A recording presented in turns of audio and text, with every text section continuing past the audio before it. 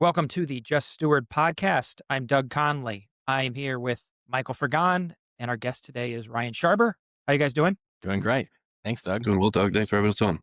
So, for those of you who don't know, this podcast is a podcast about exploring how we can prepare the next generation spiritually, materially, and intellectually. And I guess financially would be included in that. And today we're going to touch on multiple issues of that because we have our good friend Ryan Scharber here to talk about estate planning as it relates to stewardship. So, Ryan, first of all, does everyone need a will? Everybody needs some sort of baseline estate plan. And whether or not you need a will or a trust really depends on, whether or not you have minor kids, how much wealth you have, how complex your assets are, that sort of a thing. So yeah, I'd say it's accurate that everybody needs at least some form of basic will. And there are certain clients that will need more than a basic will in order to avoid probate and make sure that their kids are only inheriting when it's the right time. Okay.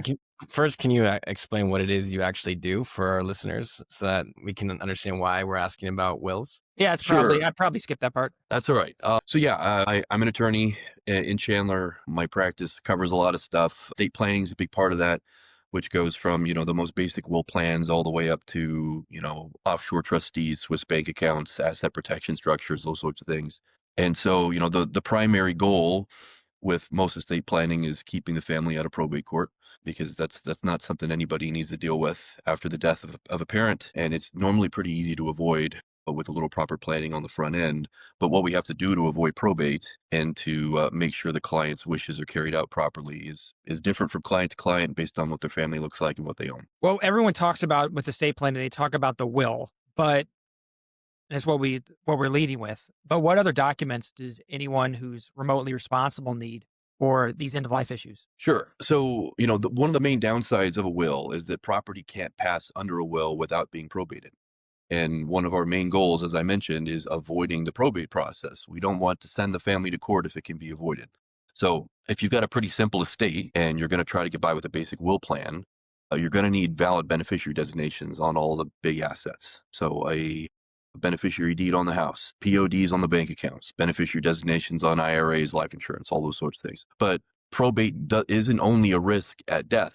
There's also you can end up in probate court while you're still alive if you don't have the right documents to talk about who's stepping in to take control and make decisions if you suddenly become incapacitated.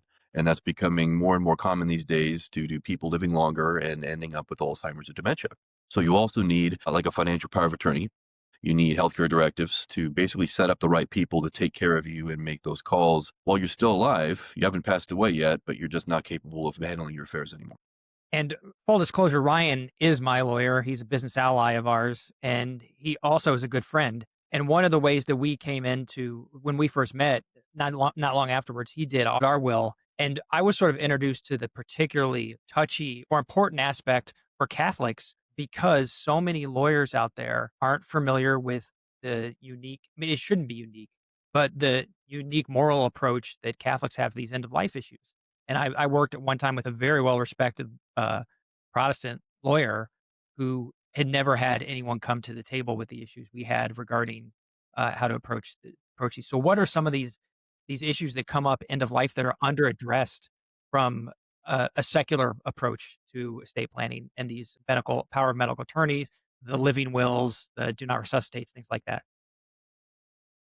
And that's a great question. We could talk about that for quite a while. The We issue have is 4 hours. this. All right. Well, I'll see if I can cut it down to 5 minutes for you here. The issue for Catholics is that things like a living will or a DNR are kind of part of the standard package that a secular estate planning attorney is just going to offer. The reason for that is that, people see things that happen like the Terry Schiavo case in Florida from, a few decades ago, where somebody became incapacitated and ended up in the hospital without any sort of advanced medical directives. And there was disagreement over how that care should be continue on, who should be making those decisions. And lots of money is wasted in the fight. The person kind of languishes in the hospital for a long time while that fight works out. And so the idea from the secular legal perspective is like, okay, well, we're going to empower certain people, to make those decisions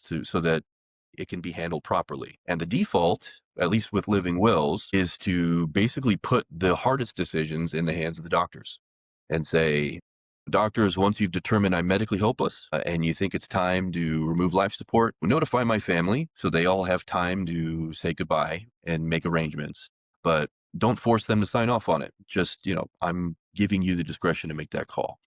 Now, from a Catholic perspective, that is a problem because we can't really count on whatever random doctor is taking care of us at the end of our life to share our beliefs about the value of human life and what dying with dignity looks like, on the difference between extraordinary and ordinary means of keeping somebody alive. Well, in the doctor's defense, why should we die with dignity if we don't live with it?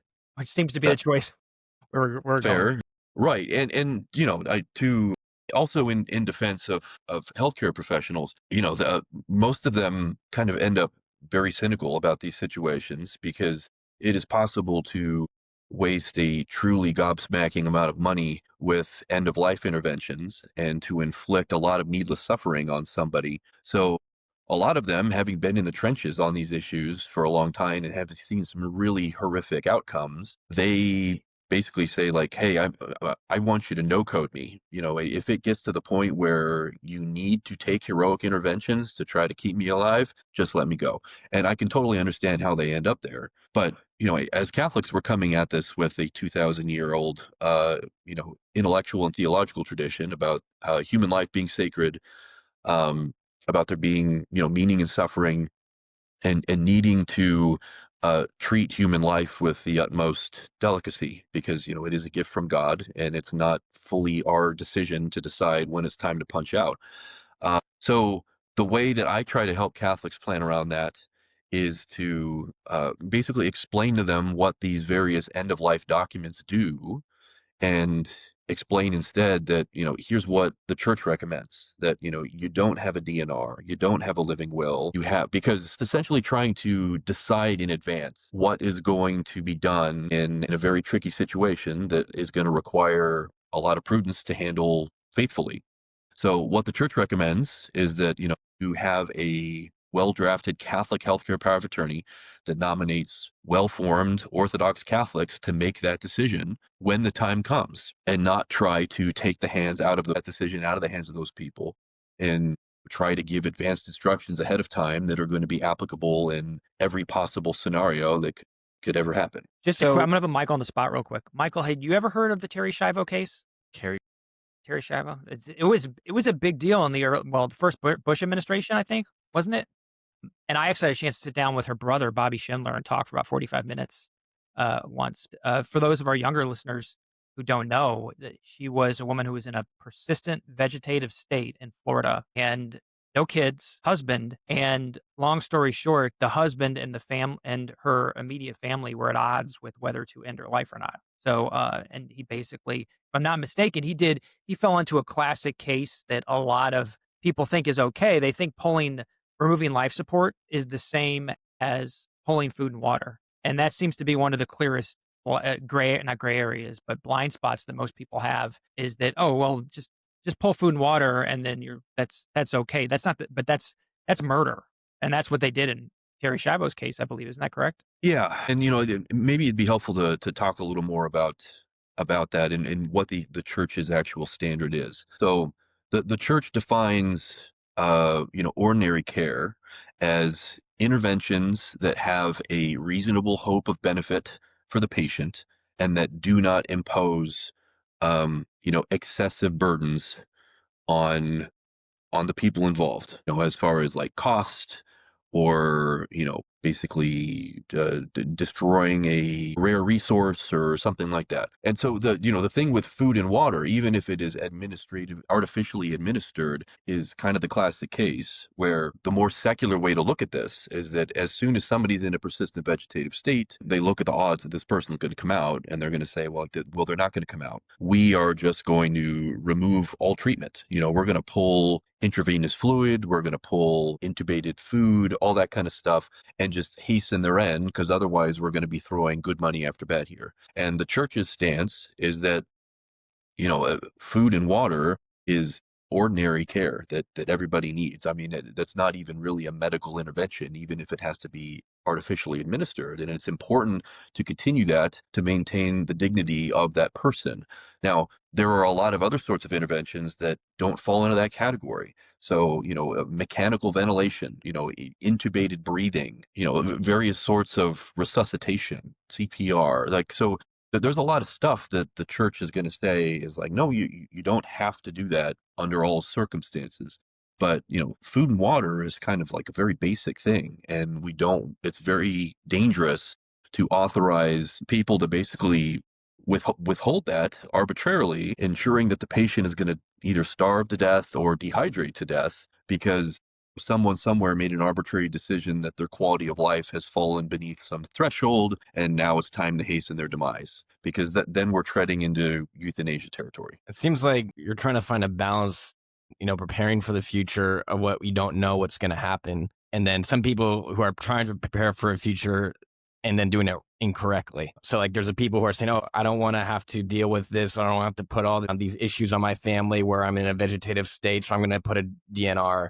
And to them, they're thinking that they're doing something good, preparing family members or whoever to deal with this. Like what we're finding is, especially if you're Catholic, but I mean, obviously this is stuff that, even non-Catholics should be able to understand that, like why this might not be a good idea. So it's like really what your role is helping people find out what are the right things to do, because we do need to do things preemptively. We need to do things before they happen.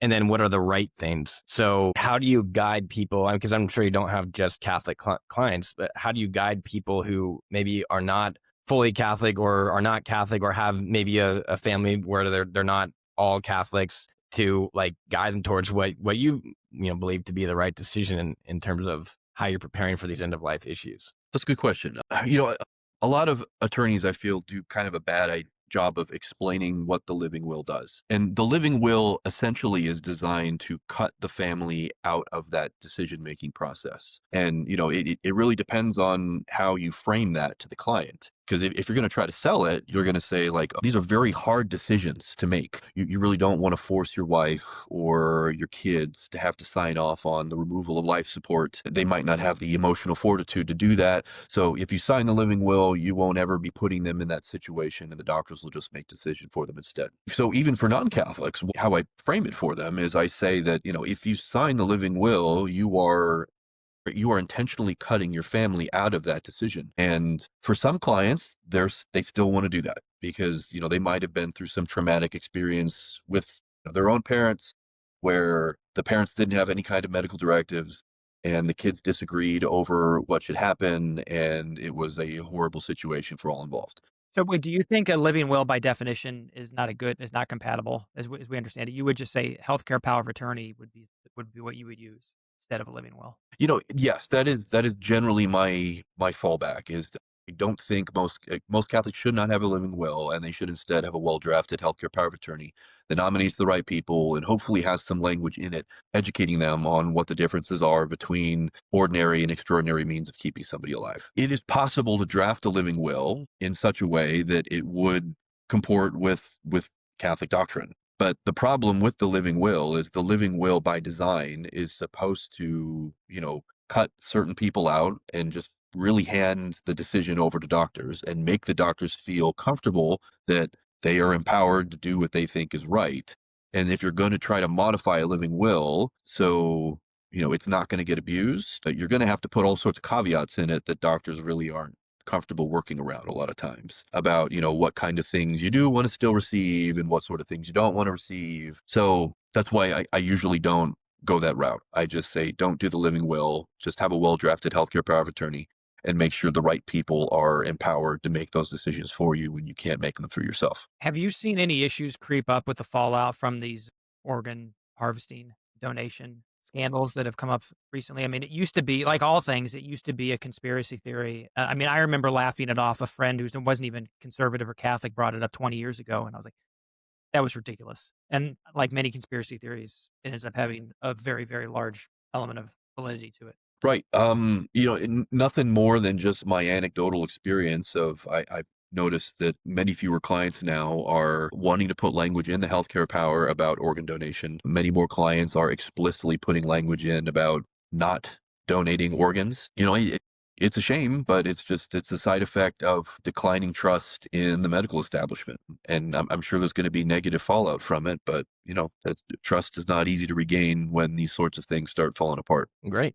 Well, let's move on to some of the other aspects of estate planning. So now we're thinking, after death, what are some things that people need to consider today for preparing for to pass on, your assets, your everything to the next generation? Sure. So, as far as timing how and when kids inherit, the biggest thing is making sure that they aren't getting handed a giant check before they're ready. And the most basic sorts of estate planning, that's essentially what happens. So if you just name your kids as direct beneficiaries of a large life insurance policy or an IRA, they go from oftentimes having very few assets in their 20s to suddenly having a lot more wealth than they're ready to handle. And if they don't have good guidance, or if they are undisciplined, or if they are going through a rough phase like a divorce, or they're addicted to something, maybe they recently caused a bad car accident and they've got judgment creditors aggressively trying to collect their assets, it's very easy for that inheritance to just disappear very quickly. So a lot of times what we end up doing is setting up trust shares for kids so that the money goes into a convenient container, like a bank account, that can be used for their benefit, but the kid doesn't have full control over it. There's a more responsible person there that's going to dole it out to them over the years. And even if the kid is ready to manage the money right away, if you hand them a bank account, like a protective trust share that holds their money, and you let them be their own trustee, there's creditor protections that attach to that as long as they leave the money titled in their trust share. So there's a lot of additional benefits we can build into an estate plan to make sure that the money is going to last for the kid for quite a while, instead of just handing them a giant check and hoping for the best. So we have the active stewardship on the part of the grantor or the person passing on their wealth, and then you're almost trying to steward the next steward in a way, because they're gonna, once you pass, they're gonna take on that wealth and they have to be the steward of that wealth, and you're basically trying to give them a leg up into doing it right by forming it in a certain way, formulating the estate plan in a certain way so that they can't necessarily abuse this newfound wealth that they have. How have you experienced, talking with these successors, these people who are going to be the inheritors? What are their reactions when you start to put on, or when you recommend these types of restrictions? Are they generally open to it? Are they more, no, this is restricting my freedom? And I mean, I'm sure it's a case by case basis, and maybe you're not even talking to them as much. Are you dealing like only with with your particular client and not with their kids, and just let them deal with that? Like, so basically, like what's kind of the process, and what do you recommend to people who would enlist your services to how they manage their relations with their family and over these very complicated and stressful things? Sure. So obviously my duty is first and foremost to the clients that I'm working for, and how involved their kids are is really up to them. I do a lot of post-death administration as well, and so I end up talking to the kids and kind of trying to guide them at that point. But it's always a good idea to be as transparent as you can be, because that helps manage expectations. A lot of litigation that occurs after parents pass away comes as a result of people having unrealistic expectations of what they were going to inherit and when. So, to the extent that the parents, or sometimes me, can help manage those expectations before the parents pass away, it goes a long way toward helping fend off lawsuits afterwards. But yeah, I mean, there's different from family to family. Typically, I'm not talking with the kids until it's time for them to inherit. And then I'm usually working for whoever the successor trustee is. And I'm usually the single point of contact between the trustee and the beneficiaries. I'm making all the notices that are required, sending out copies of the trust, letting them know what the process looks like, what to expect. And that's typically when I will have an opportunity to explain to the kids, how their trust share works, when, if any time they get control, how they can request distributions, and for those sorts of things. It's kind of rare, though, that you get a strong negative reaction at that point. Most of my clients do end up giving their kids control over their own trust shares at some point. And when that point is really depends on the kid, and the family. It's common to pick 25, 30, or 35 is the age that kids are old enough to start managing their own trust shares. Depending on the family, sometimes you've got one kid that has just struggled with addiction his whole life, and he's usually not surprised when he learns that no, he's never going to get direct control of his money, but he at that point still has a creditor protected nest egg he can always fall back on. And, there's a lot of things we can do to benefit him within the trust. Like we can finally get him a condo, like a place that he can live and have a solid base of operations. And it'll be owned by the trustee. It'll be owned in his trust share. So, he can't lien the place. He can't just sell it in a fit of pique. It's a relatively rare situation that I have a beneficiary that's throwing a fit because they expected to get more, or they expected to have full control right away. And So- it should be noted that you do estate litigation as well, where you do have to. You're one of the few attorneys around in the Arizona area, in the Valley, that can handle that. So you've seen some ugly situations. I have. It's interesting. Law school kind of sorts us pretty aggressively between a transactional and a litigation track early on. So there's not a lot of guys that do high level estate plan drafting and also end up, defending them in court or attacking them in court. And getting to see the full spectrum, I think, makes me better on both ends, because I've seen how these things fail in court before, which, helps me at, building stronger castles, I guess. It helps, building walls and figuring out how to break them down. Most attorneys only do one or the other. What would you say is kind of the key to doing this right? Kind of stepping outside of your particular role, but obviously based on your experience, the families that, go through this process from beginning to end, and I guess there really isn't an end if it's done right, but, from your initial work with clients who are passing on their wealth to their kids, and then maybe even you've had some kids that become your clients and they are getting ready to pass it on. What would you say is kind of like the prime factor for making sure that this process goes smoothly and that it's done, in your view, according to how it should be done? Is there anything that you can say is like that you can point to and be like, this is what you should, how you should be like this? These are the things that these families do to make sure that it's done right. Yeah, I'd say I've got a few pointers there I can give you. So obviously, the vast majority of people have no estate plan at all. So if you've done any type of planning on any level, you are already in kind of the upper crust of responsibility of people that are trying to do right by their families. And then, the most successful cases, the smoothest cases that I'm involved with are ones where, I'm kind of involved through multiple generations. One thing that has always struck me is that when it comes to legal services specifically, an ounce of prevention is worth a pound of cure. A lot of attorneys have kind of like an arm's length relationship with their clients, where the expectation is that, they're not hearing from the client until something's on fire. It's very expensive and very painful to fix it, generates a lot of legal fees for the attorney, and they'll put out the fire, but then, the client kind of goes away and nobody's really happy, or at least the client's not super happy with the way that resolved. I much prefer to be more involved with my clients on kind of a day-to-day basis, because I can help them avoid problems prospectively, as long as they're kind of keeping me in the loop on what they're dealing with. So the clients that I hear from more regularly and that, use a larger part of my skill set. So, the business law, operating agreements, asset protection structuring, contract review, and also the estate planning, the business succession planning, all those sorts of things. It just allows me to help keep them clean and to, help them grow their wealth and transition it seamlessly from one generation to the next. And that's very rewarding for me. You feel like you made a real difference in that family when I was able to, have more touch points and help them avoid pitfalls, rather than just kind of like a one-off. All right, you came in and had me do your trust, but I didn't hear from you again for 25 years.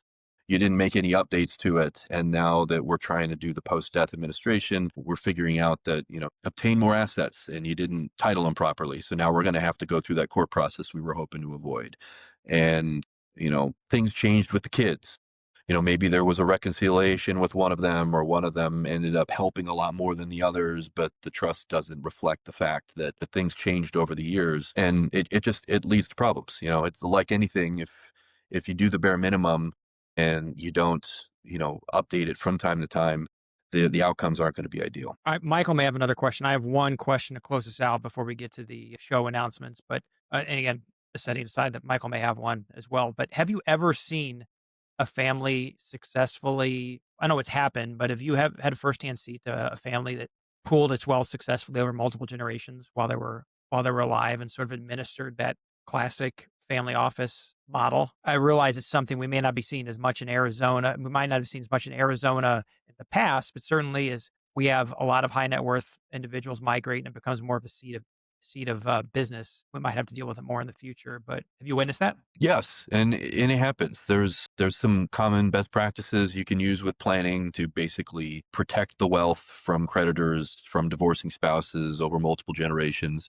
And that tends to go a long way. You put that stuff in place, and if you have the multiple generations that are consulting the same competent attorney over what to do and what not to do, that has a big impact on helping concentrate and grow wealth. Frequently, those families will also have like a donor advised fund or a family foundation or something that the kids can come around together after the parents pass away and continue to, it helps bind the family together.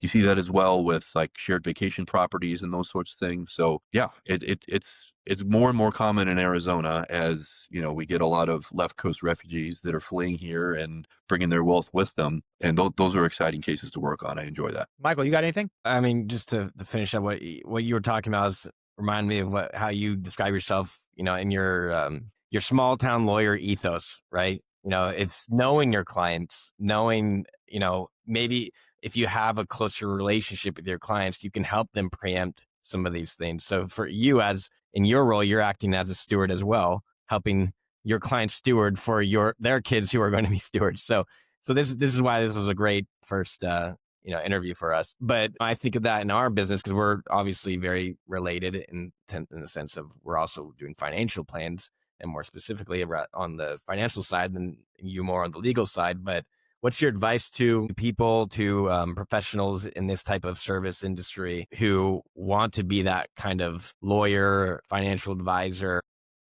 insurance guy, like anyone who's like dealing with these type of like very important life issues, finance, legal, estate planning? Like, what's your advice to those people on how to have that small town ethos, that friendship sort of relationship with clients, but also keeping it professional? Well, wait, before Ryan answers, I think I know first you buy a seersucker suit and you dab yourself on the forehead with a handkerchief and complain about the heat while holding some You lemonade. declare. Yeah.